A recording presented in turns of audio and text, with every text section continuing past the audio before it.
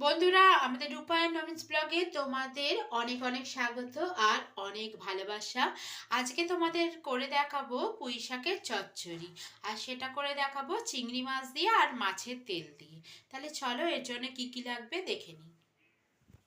চচ্চড়ির জন্য তো অবশ্যই লাগবে পুঁই শাক, আর এই পুঁই শাকটাকে আমি এরকমভাবে কেটে নিয়েছি। কেটে নিয়ে ভালো করে জল দিয়ে দিয়ে 2 থেকে 3 বার ধুয়ে নিয়েছি। এবার চলো দেখিয়ে দিই কি কি সবজি আমি এর মধ্যে দেবো। আমি এখানে দিয়েছি টুকরো করে কেটে রাখা আলু।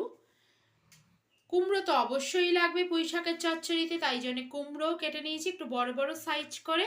আর একটু বড় বড় সাইজের বেগুন কেটে নিয়েছি। তোমরা এর মধ্যে কিন্তু আরও যে সবজিগুলো তোমাদের পছন্দ সেগুলোও দিতে পারো, যেমন শিম দিতে পারো, বরবটি দিতে পারো, মূলো দিতে পারো, যে সবজিটা পছন্দ এর সাথে অ্যাড করতে পারো। তবে আমি আজকে এই কটা জিনিস দিয়েই করব। আর আমি এখানে চিংড়ি মাছও নিয়েছি, মাছের তেলও নিয়েছি। তোমরা কিন্তু যে কোনো একটা দিয়েও চচ্চড়িটা করতে পারো, খেতে কিন্তু দারুণ টেস্টি হয়। আমার কাছে দুটো ছিল বলেই আজকে দুটো কম্বিনেশনে আমি তোমাদের করে দেখাবো। ঠিক আছে, তোমরা যে কোনো একটা স্কিপ করতেই পারো। আর চলো দেখে নিই ফোড়নের জন্য কি কি লাগবে। ফোড়নের জন্য লাগবে শুকনো লঙ্কা, আর লাগবে 5 ফোড়ন, অবশ্যই 2টো তেজপাতা লাগবে, আর লাগবে আদা বাটা, চেরা কাঁচা লঙ্কা। তাহলে চলো রান্নাটা শুরু করা যাক। রান্নাটা আমি করব সর্ষের তেলেই, তার জন্য দিয়ে দিলাম প্রথমেই কড়াইতে সর্ষের তেল। তেলটা গরম হয়ে গেছে। এবার এই তেলের মধ্যে দিয়ে দেবো শুকনো লঙ্কা আর 5 ফোড়ন ফোড়নের জন্য, আর দিয়ে দেবো সঙ্গে 2 থেকে 3 খানা তেজপাতা। এবার ফোড়নটা দেওয়ার পরে ছেড়ে দেবো এর মধ্যে মাছের তেলটা দিয়ে একটু ভাজা ভাজা করে নেব। তবে এই সময় খুব সাবধানে, কারণ মাছের তেল কিন্তু খুব তেজকায়, তাই একটু সাবধানে এটাকে নাড়াচাড়া করতে হবে। আর সেই সময় গ্যাসের আগুনটাকে কিন্তু আস্তে করে দিতে হবে।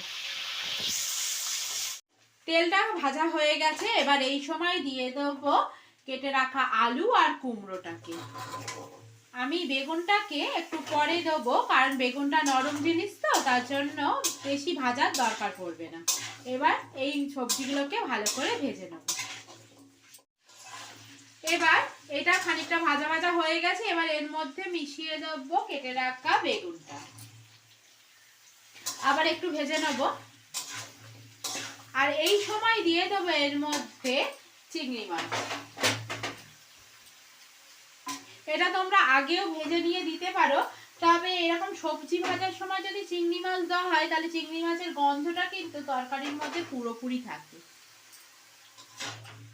চলো ভেজে নিই এবার সব কটা জিনিসকে একসাথে। সবজিগুলোকে খুব ভালো করে ভাজা হয়ে গেছে। এবার এর মধ্যে আমি কিছু মশলা অ্যাড করব। দেবো হলুদ গুঁড়ো, সঙ্গে দেবো জিরে গুঁড়ো। জিরে গুঁড়ো খুবই অল্প পরিমাণ ব্যবহার করেছি আমি। দেবো আদা আর চেরা কাঁচা লঙ্কা। এবার আবার এই সবকটা মশলাকে একসাথে ভালো করে কষিয়ে নেব সবজির সাথে। দেখো মশলার সাথে সবজিগুলোকে খুব ভালোভাবে কষানো হয়ে গেছে। এবার দিয়ে দেবো কেটে রাখা পুঁই শাকটা।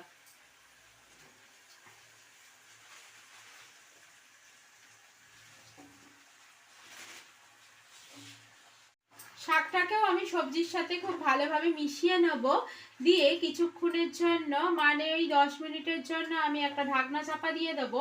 তারপরে কিন্তু নুন মিষ্টির ব্যবহার করব।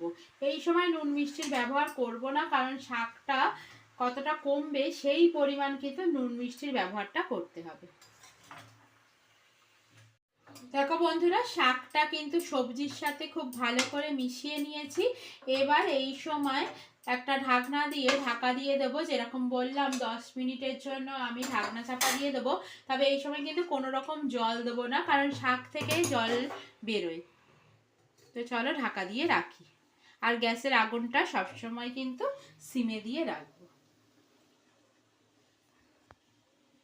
8 থেকে 10 মিনিট হয়ে গেছে। এবার একটু খুলে দেখে নেব। শাকটা কতটা কমে গেছে, আর দেখছো কতটা জল বেরিয়েছে। এর মধ্যে কিন্তু কোনো রকম জল দেওয়া ছিল না, কিন্তু শাক থেকে আর সবজি থেকে প্রচুর পরিমাণ জল বেরিয়েছে। এই জলেই কিন্তু পুরো রান্নাটা হয়ে যাবে।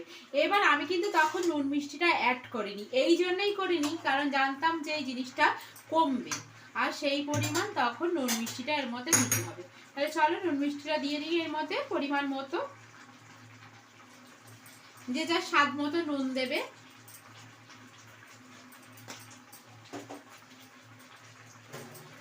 আর দিয়ে দেবে মিষ্টি। এখানে অবশ্যই চিনির ব্যবহার করতে হবে, তবে যারা একদমই চিনি পছন্দ করো না তারা স্কিপ করতে পারো, তবে এখানে কিন্তু চিনির ব্যবহারটা করলে রান্নাটার একটা ব্যালেন্স হবে। তাহলে চলো ভালো করে মিশিয়ে নিই। মিশিয়ে আবার কিছুক্ষণের জন্য এটাকে ঢাকনা চাপা দিয়ে সেদ্ধ করে নেব। দেখো বন্ধুরা, আমি তো নুন মিষ্টিটা দিয়ে ঢাকা দিয়ে দিয়েছিলাম, তো আরো 7-8 মিনিট এরকম ঢাকা অবস্থায় রেখেছিলাম। এবার ঢাকনাটা খুলে দেখে নিই। সমস্ত সবজিগুলোই কিন্তু এখানে সেদ্ধ হয়ে গেছে, এই দেখো। আর কুমড়ো তো অবশ্যই সেদ্ধ হবে, শাকটাও সেদ্ধ হয়ে গেছে, শুধুমাত্র এখন বাকি জলটা শোকাবার। কারণ শাক থেকে এতটা পরিমাণ জল বেরিয়ে গেছে যে এই জলটা শুকিয়ে একটু ভাজা ভাজা করে নেব, তাহলেই রান্নাটা কিন্তু হয়ে যাবে। তাহলে চলো জলটা শুকানো পর্যন্ত একটু অপেক্ষা করি। দেখো বন্ধুরা, জলটা কিন্তু একদম শুকিয়ে গেছে, মানে চচ্চড়িটা কিন্তু রেডি হয়ে গেছে। এরকম জলটা পুরো শুকিয়ে নিতে হবে, তবেই কিন্তু এর টেস্টটা ভালো আসবে। তাহলে চলো, আমাদের রান্না তো হয়ে গেল, এবার এটাকে একটা ডিশের মধ্যে নামিয়ে ফেলি। এই দেখো রান্নাটা কিন্তু আমাদের একদম কমপ্লিট হয়ে গেছে, তোমরা দেখতেই পেয়েছো। তাহলে তোমরা এবার কি করবে, ঘরে চটজলদি বানিয়ে নেবে রান্নাটা। আর তারপর কেমন লাগলো আমাদের লাইক করে, কমেন্ট করে, শেয়ার করে জানিয়ে দেবে, আর চ্যানেলটাকে সাবস্ক্রাইব করে দেবে, আমাদের পাশে থাকবে। তাহলে দেখা হবে অন্য কোনো ভিডিওর সাথে। এখনকার মতো টাটা।